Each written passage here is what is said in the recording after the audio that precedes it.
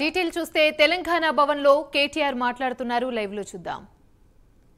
కోరుకున్నోళ్ళు మనం పోవాలని కోరుకున్నోళ్ళు మన పార్టీ నాశనం కావాలని కోరుకున్నోళ్ళు వాళ్ళు పోయిన తప్ప మనం మాత్రం మంచిగా ఉన్నాం.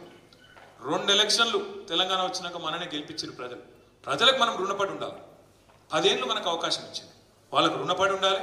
వాళ్ళ రుణం తీర్చుకోవాలి.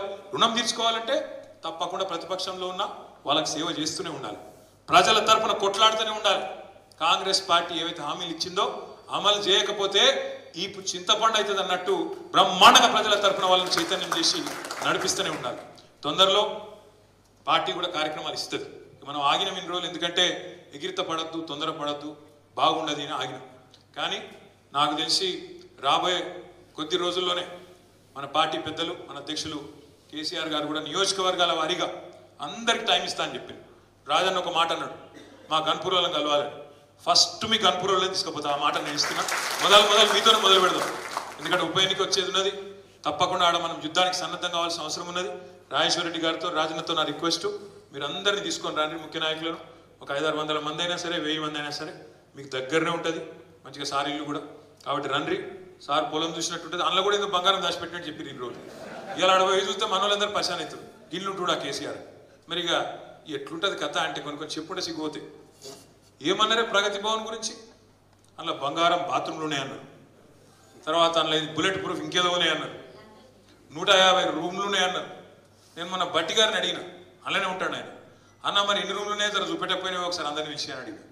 ఏహే అని అవుతాడు. బంగారు బాత్రూమ్ ఏడునే చూపెట్టకపోయినావు అన్న నేను అసెంబ్లీలో అడిగిన.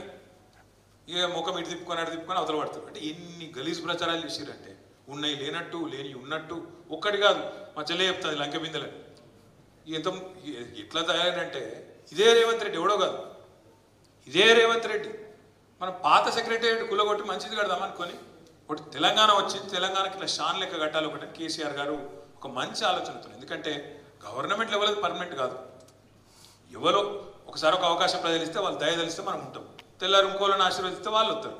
కాబట్టి ఒక సెక్రటేరియట్ అనేది రాష్ట్రానికి సంబంధించిన ఒక నిశాని మంచిగా కట్టాలని చెప్పి కేసీఆర్ గారు, ఇదివరకు గజిబిజి ఉంది, మంచిగా లేదు.